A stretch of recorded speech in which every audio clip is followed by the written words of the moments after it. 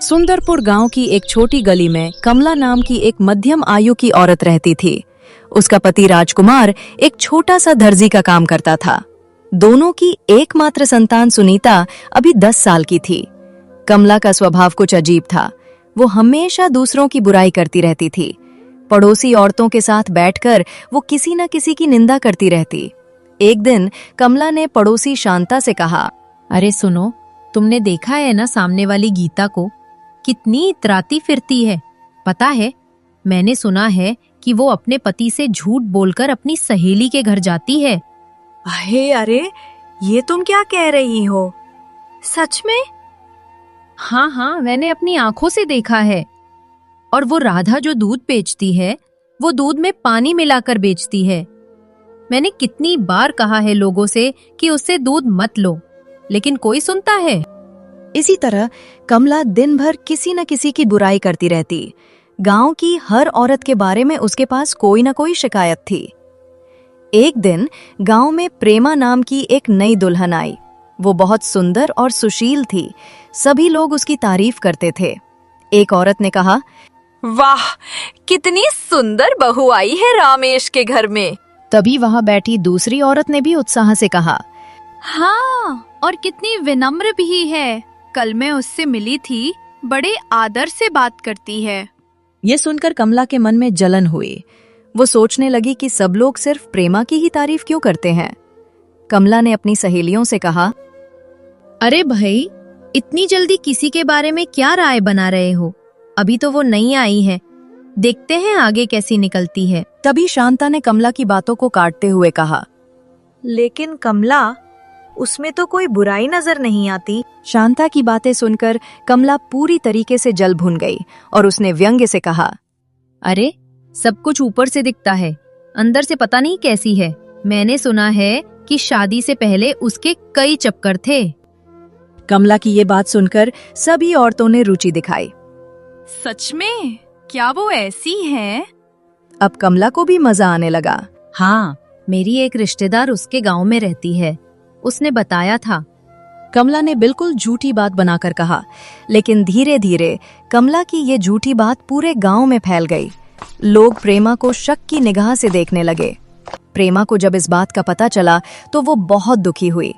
वो रो रो कर अपनी सास से कहने लगी, माँ जी, मैंने तो कभी किसी से गलत बात नहीं की है, फिर लोग मेरे बारे में ऐसी बातें क्यों कर रहे हैं?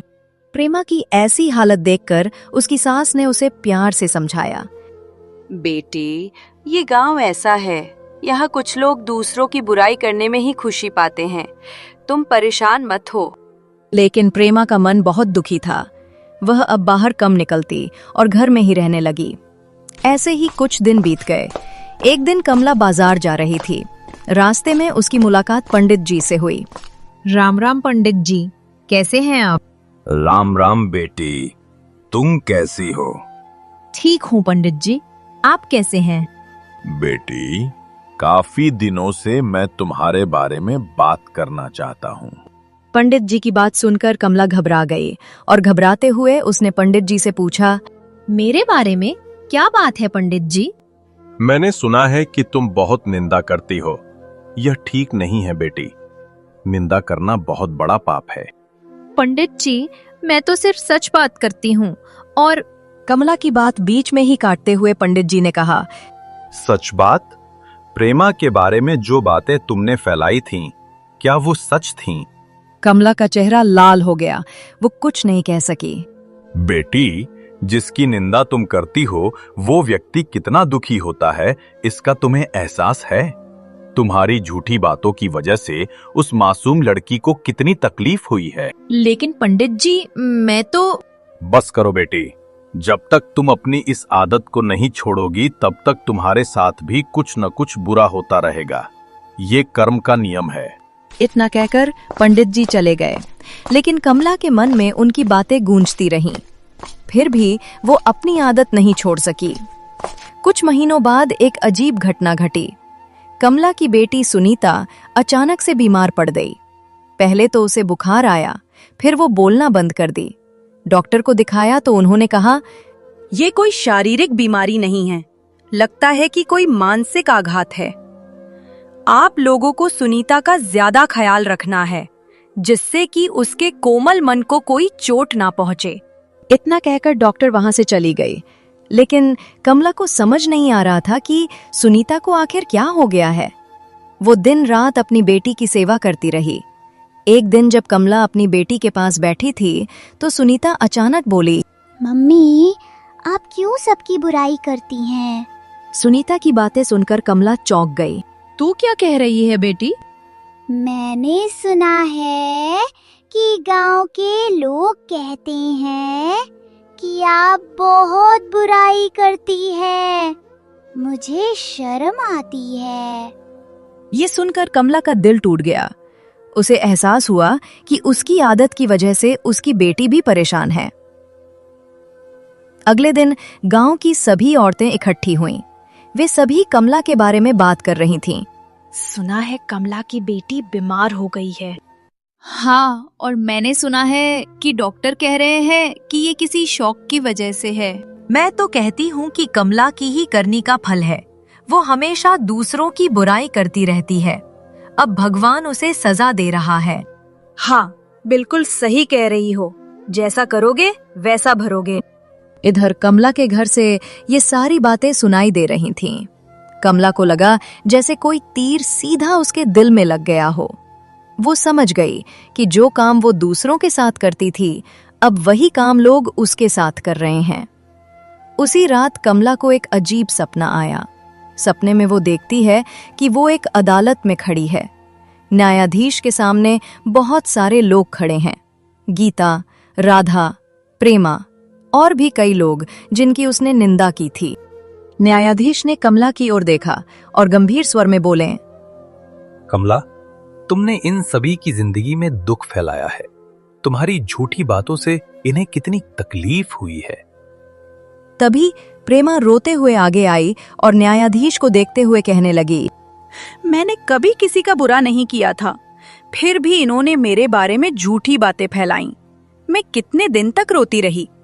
मेरे पति ने भी मुझ पर शक किया। न्यायाधीश महोदय, मैं तो सिर्फ अपने काम से काम रखती थी, लेकिन इन्होंने मेरे बारे में ऐसी बातें कही कि मेरा पड़ोसियों से बोलचाल बंद हो गया।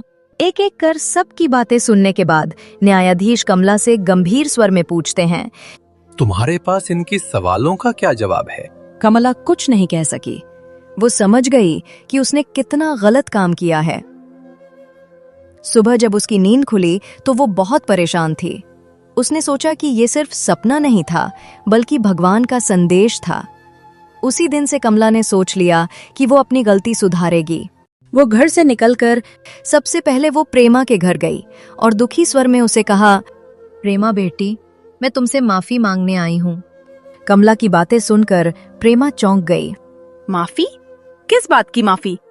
मैंने तुम्हारे बारे में जो झूठी बातें फैलाई थी, उसके लिए। मैं जानती हूँ कि तुम्हें कितना दुख हुआ होगा। कमला की बातें सुनकर प्रेमा की आंखों में आंसू आ गए और वो रोते हुए कहने लगी, आंटी जी, आपको पता है मैं कितने दिन रोती रही?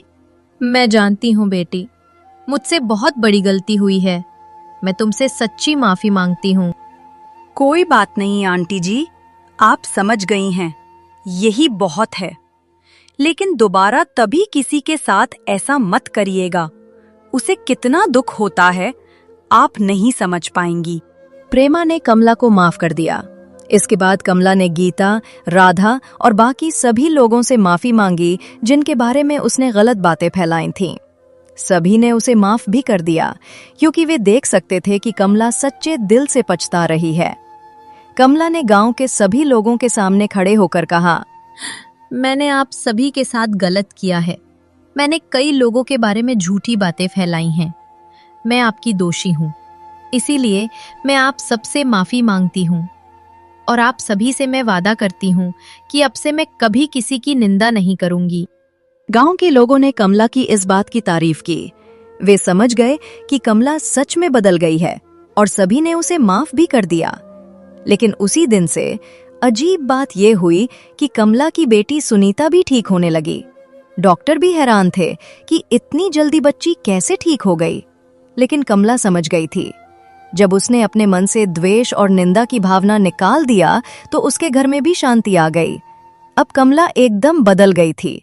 जब भी कोई उसके सामने किसी की बुराई करता तो वो कहती, अरे, हमें दूसरों की बुराई नहीं करनी चाहिए। हर इंसान में कुछ अच्छाई भी होती है। कमला के मुंह से गांव वालों के लिए अच्छी बातें सुनकर शांता चीर गई और व्यंग्य से कहा, अरे कमला, तू तो बिल्कुल बदल गई है।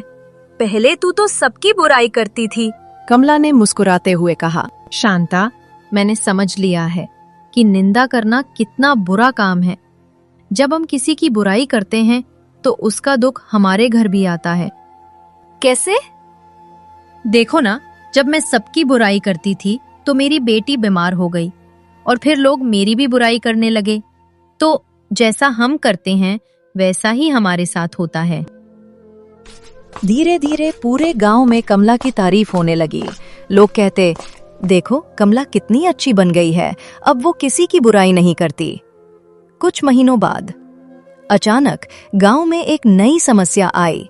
पानी की बहुत कमी हो गई थी। सभी कुएं सूखने लगे थे।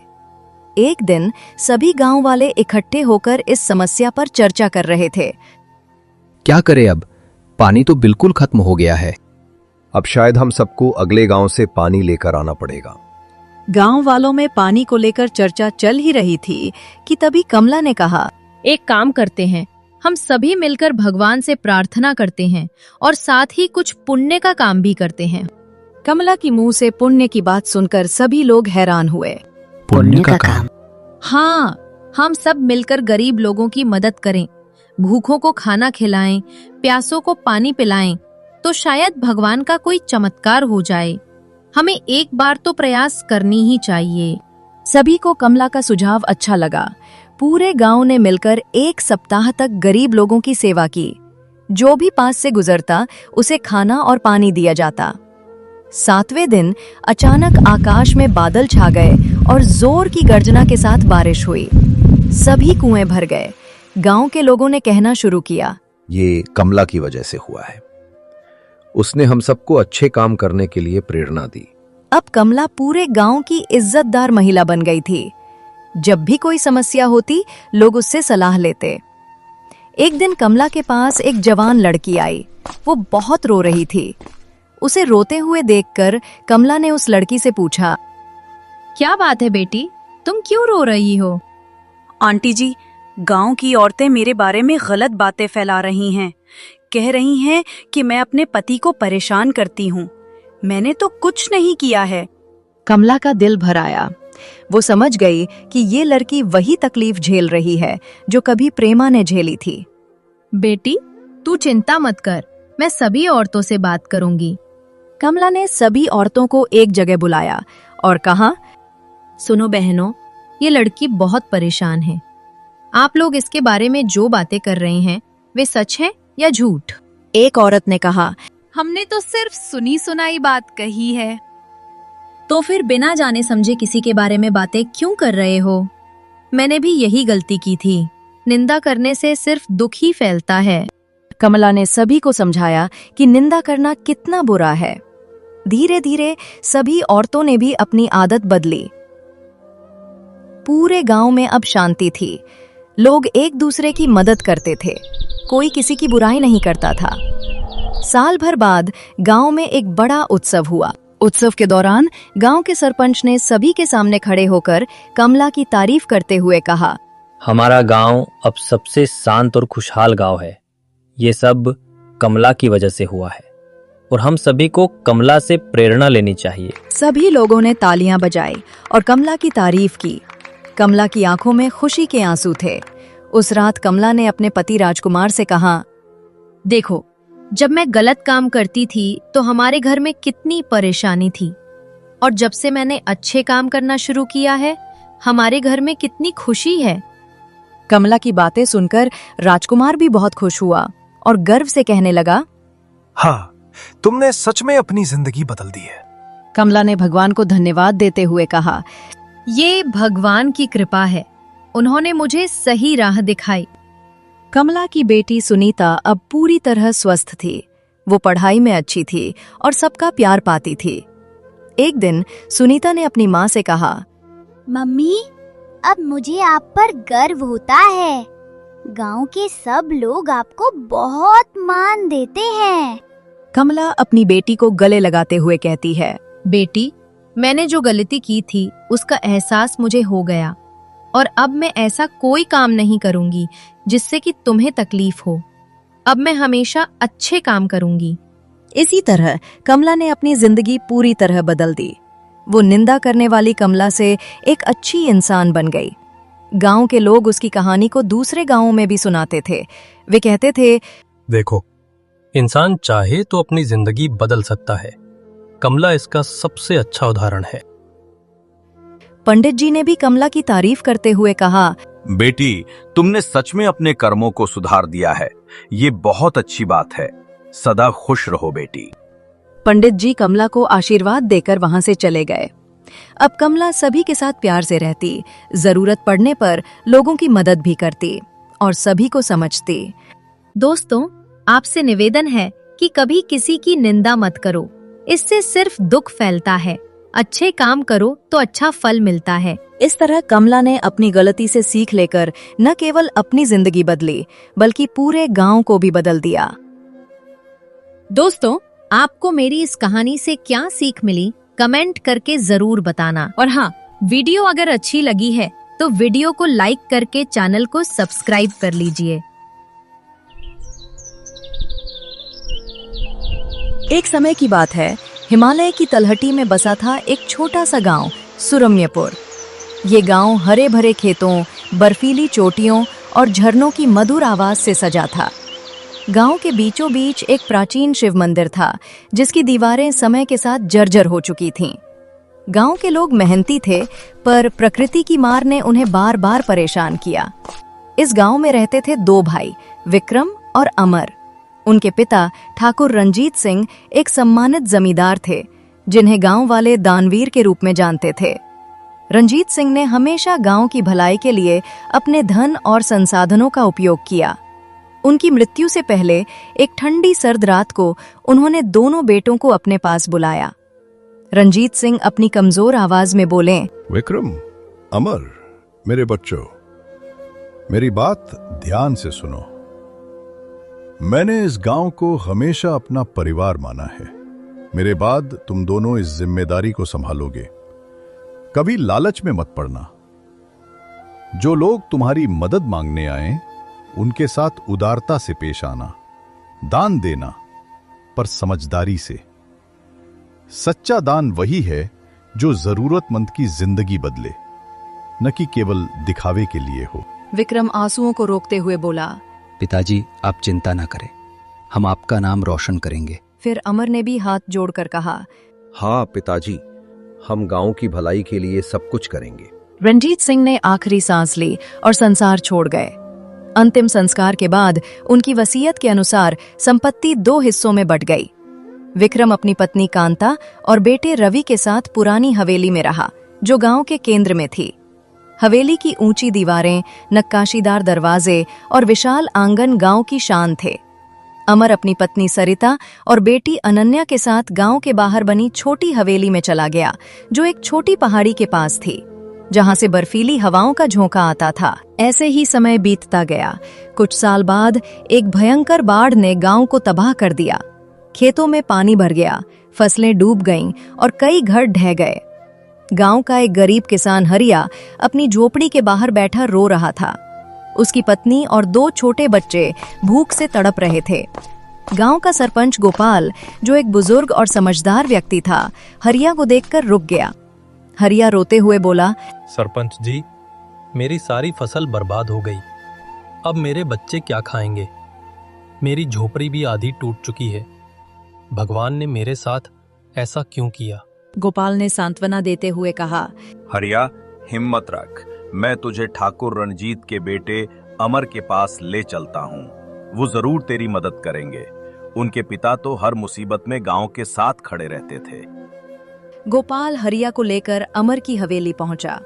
हवेली के बाहर एक बरगद का पेड़ था, जिसके नीचे अमर अपनी पत्नी सरिता और बेटी अनन्या के साथ बैठा था। ठंडी हवा चल रही थी और अनन्या एक किताब पढ़ रही थी। अमर चौंक कर पूछा, अरे सरपंच जी, आप सुबह सुबह? और हरिया, तुम्हारा चेहरा क्यों लटका हुआ है, क्या हुआ? गोपाल ने गंभीर स्वर में कहा, अमर, बाढ़ ने गांव को बर्बाद कर दिया है। हरिया की फसल पूरी डूब गई, उसके बच्चे भूखे हैं। तुम्हारे पिता ऐसी स्थिति में हमेशा मदद करते थे, तुम कुछ कर सकते हो? तभी हरिया भी हाथ जोड़ते हुए बोला, ठाकुर साहब, मेरी मदद कर दीजिए, मेरे पास अब कुछ नहीं बचा। अमर ने कुछ देर सोचा, फिर वो अंदर गया और एक छोटी पोटली में कुछ सिक्के लाकर गोपाल को देते हुए कहा, सरपंच जी, ये लीजिए। हरिया, इन सिक्कों से नई बीज खरीद लेना।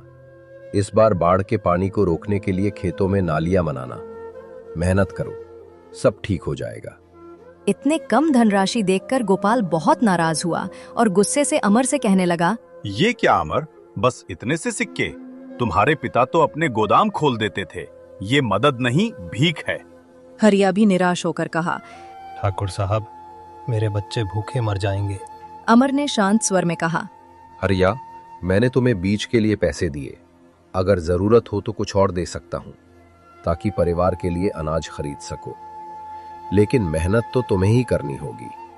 गोपाल को बहुत गुस्सा आया और वो सिक्के की पोटली जमीन पर फेंकते हुए बोला, बस करो अमर, तुम में तुम्हारे पिता की उदारता नहीं है, तुम कंजूस हो। चलो हरिया, विक्रम जरूर मदद करेगा, वो सच्चा दानवीर है।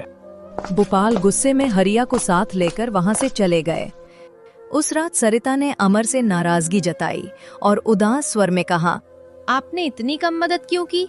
गांव वाले आपको कंजूस कह रहे हैं। विक्रम ने तो सुना है गोदाम खोल दिए। सरिता की बात सुनकर अमर हल्के से मुस्कुराते हुए कहा, सरिता, दान सोच समझ कर करना चाहिए। हरिया ने बाढ़ की चेतावनी को नजरअंदाज किया। मैंने उसे बीज के लिए पैसे दिए ताकि वो फिर से खड़ा हो सके। अगर मैं सब कुछ दे दूं तो वो मेहनत करना भूल जाएगा। सच्चा दान वही है जो किसी को आत्मनिर्भर बनाए। अनन्या भी उत्सुकता से पूछ बैठी, पिताजी, तो क्या आप कह रहे हैं कि दान देना गलत है? नहीं बेटी, दान देना पुण्य है, पर उसे सही जगह और सही समय पर देना चाहिए। बेवजह दान व्यर्थ होता है। दूसरी ओर विक्रम ने हरिया को अनाज और सिक्के दिए। गांव में उसकी तारीफ होने लगी। लोग उसे दानवीर विक्रम कहने लगे, जबकि अमर को कंजूस ठाकुर। सरिता को ये बातें सुनकर दुख होता और गुस्से से वो अमर के पास जाती है और झुंझलाते हुए कहती है, गांव वाले आपको पीठ पीछे ताने मारते हैं, मुझे कंजूस की पत्नी कहते हैं। क्या आपकी उदारता केवल घर तक सीमित है? चिंता मत करो सरिता, समय सबको जवाब देगा। मैं बेवजह दान नहीं कर सकता। मेरे पिता ने सिखाया कि दान वो है जो संकट में काम आए। ऐसे ही समय का पहिया घूमता रहा और 10 साल बीत गए। अनन्या अब जवान हो चुकी थी। विक्रम का बेटा रवि भी बड़ा होकर अपने पिता के काम में हाथ बटाने लगा। एक दिन सरपंच मंदिर के पास से गुजरा। मंदिर की दीवारें टूटी हुई थीं और छत से पानी टपक रहा था। पुजारी ने सरपंच को रोकते हुए बोले, सरपंच जी, मंदिर की हालत देख रहे हैं, ये अब गिरने की कगार पर है। हमें नया विशाल मंदिर बनवाना चाहिए ताकि ज्यादा लोग भगवान के दर्शन कर सकें। ये तो पुण्य का काम है पुजारी जी, मैं धन का इंतजाम करता हूँ। उस रात मुखिया जी अपनी पत्नी से इस बारे में चर्चा की। आज रास्ते में पुजारी जी मुझे मिले थे। वो मंदिर की मरम्मत के बारे में कह रहे थे और उन्होंने कहा कि इसी बहाने मंदिर भी भव्य बन जाएगा तो गांव का नाम भी रोशन होगा। लेकिन गांव में धन तो केवल ठाकुर के बेटों के पास है, पर अमर तो कंजूस है। विक्रम से बात करो। नहीं, मैं पहले अमर के पास जाऊंगा, शायद भगवान के नाम पर उसका दिल पिघल जाए। अगले दिन गोपाल अमर की हवेली पहुंचा। अनन्या बाहर बरामदे में फूलों की माला बना रही थी। मुखिया को आते देखकर अनन्या हंसकर पूछ बैठी, सरपंच जी, आज इधर कैसे? हमेशा तो ताऊजी की हवेली जाते हैं। बेटी, पिताजी को बुलाओ, जरूरी बात है। कुछ देर बाद अमर आता है। अरे मुखिया जी, क्या बात है? सब ठीक तो है?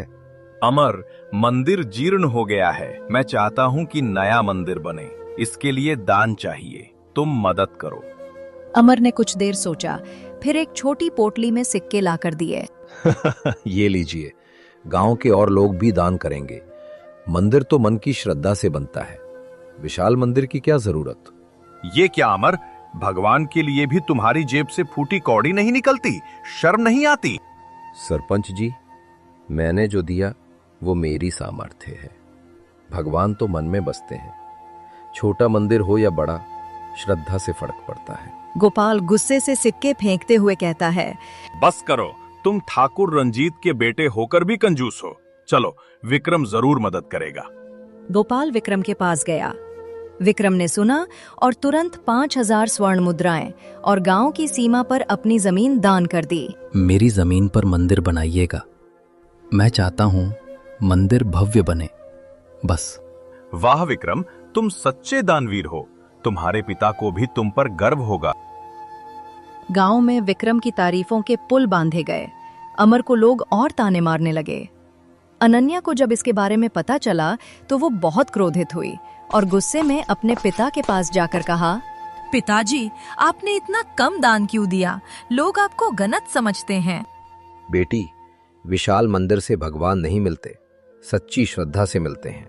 मैंने जो दिया वो मेरी श्रद्धा थी। तब बस कीजिए, लोग मुझे कंजूस की पत्नी कहते हैं। मेरे मन को कितना दुख होता है, आप नहीं समझ सकते। सब्र रखो सरिता, समय सब सिखाएगा। समय ऐसे ही बीतता रहा।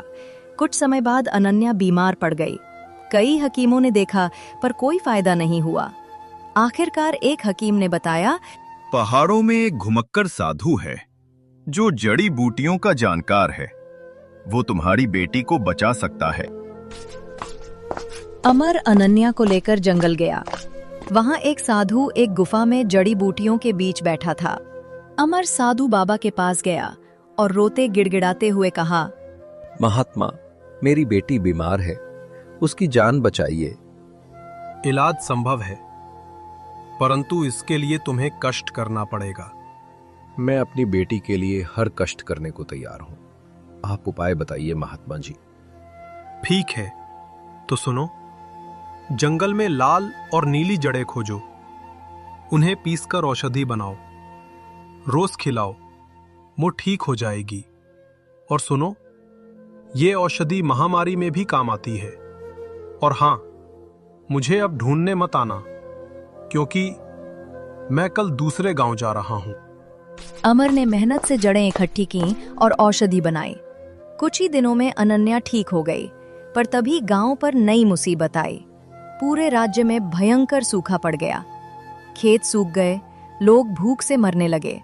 गोपाल विक्रम के पास गया। विक्रम, गांव में भूखमरी फैल गई है, कुछ करो। मैंने सारा अनाज बांट दिया, अब गोदाम खाली है। राजा से मदद मांगे। गोपाल और विक्रम राजा के पास जाने को तैयार हुए। तभी अमर वहां पहुंचा। उन दोनों को जाते हुए देखकर अमर कहा, भैया, सरपंच जी, मैं भी आपके साथ चलूंगा। क्यों? अब क्या पुण्य कमाने आए हो? तुम तो कंजूस हो। अमर चुप रहा। तीनों राज दरबार पहुंचे। मुखिया ने राजा को अपनी व्यथा सुनाई और मदद की गुहार लगाई। राजा मुखिया की सारी बात सुनने के बाद गंभीर स्वर में कहा, सूखा पूरे राज्य में है, मदद चाहिए तो अपनी संपत्ति मेरे नाम करो। महाराज, ये कैसे? सूखे के बाद मेरा परिवार क्या करेगा? मुझे मंजूर है, गांव वालों की जान बचाना जरूरी है। मैं अपनी सारी संपत्ति देता हूं। ठीक है, अनाज भेजा जाएगा, पर अब तुम्हारी हवेली मेरी। अमर राजी हो गया और इस बात के लिए उसने हामी भरी। गांव में अनाज पहुंचा, लोग खुश हो गए। अमर अब अपनी पत्नी और बेटी के साथ एक झोपड़ी में रहने लगा। गांव में अब दानवीर अमर की चर्चा होने लगी। ऐसे ही समय बीतता गया, परंतु ये खुशी ज्यादा दिनों तक कायम नहीं थी। कुछ समय बाद गांव में महामारी फैल गई, लोग मरने लगे। गोपाल अमर के पास दौड़ा। घबराते हुए उसने अमर से कहा, अमर, गांव तबाह हो रहा है, कुछ करो। चिंता न करें, मैंने एक औषधि बनाना सीखा है, वो महामारी में काम आएगी। अमर, सरिता, अनन्या और गोपाल जंगल गए और लाल और नीली जड़ों को इकट्ठा कर घर ले आए। लाल और नीली जड़ों से औषधि बनाए गए, गांव वालों को खिलाई गई और महामारी खत्म हो गई। तभी बारिश आई, सूखा खत्म हुआ। गांव की हालत सुधर जाने के बाद अमर ने गांव छोड़कर जाने का फैसला लिया। अगली सुबह अमर अपने परिवार के साथ घर से निकला ही था कि गोपाल और विक्रम वहां आ पहुंचे। अमर को पूरे परिवार के साथ घर से बाहर देखकर गोपाल चिंतित स्वर में पूछा, अरे अमर, सरिता और अनन्या के साथ इतनी सुबह सुबह कहाँ जा रहे हो? मुखिया जी, अब मैं गांव छोड़कर जाऊंगा। मेरी संपत्ति तो अब राजा की है। मेरे पास करने के लिए कुछ नहीं है इस गांव में। नहीं, तुम कहीं नहीं जाओगे। ये तुम्हारा गांव है। मैं तुम्हें ये गांव छोड़कर कहीं जाने नहीं दूंगा। मुखिया और अमर के बीच बातें हो ही रही थी कि तभी राजा अपनी मंत्री के साथ वहां आ पहुंचा। राजा हंसते हुए अमर से कहता है, अच्छा हुआ आप सब यहीं मिल रहे। मैं आप सभी से मिलना चाहता था। वैसे अमर ये सब एक परीक्षा थी। तुमने गांव के लिए सब त्याग दिया। तुम्हारी संपत्ति तुम्हें वापस दी जाती है। तुम सच्चे दानवीर हो। विक्रम ने भी माफी मांगते हुए कहा, भाई मुझे माफ कर दो। मैं गलत था। मैंने तो दान किया था, परंतु तुमने त्याग किया है जो मैं नहीं कर सका। सभी के चेहरों पर मुस्कान लौट आई। गांव में केवल एक नाम गूंजा, सच्चा दानवीर अमर। सच्ची उदारता दान से नहीं, त्याग से होती है। दोस्तों, सच्चा दान वही है जो संकट में दूसरों की भलाई के लिए किया जाए, और वो त्याग जो बिना स्वार्थ के हो, वही सच्ची उदारता है। अरे अरे, आप सब कहाँ चल दिए? जी हाँ, आप ही से कह रहा हूं। क्या आपने कमेंट करके बताया कि वीडियो आपको कैसी लगी? चलो जल्दी से कमेंट करो। और हाँ, इस बात को ध्यान रखना, वीडियो को लाइक करना और चैनल को सब्सक्राइब करना मेरा आदेश है, मेरा हुक्म है। वीडियो देखने के लिए धन्यवाद।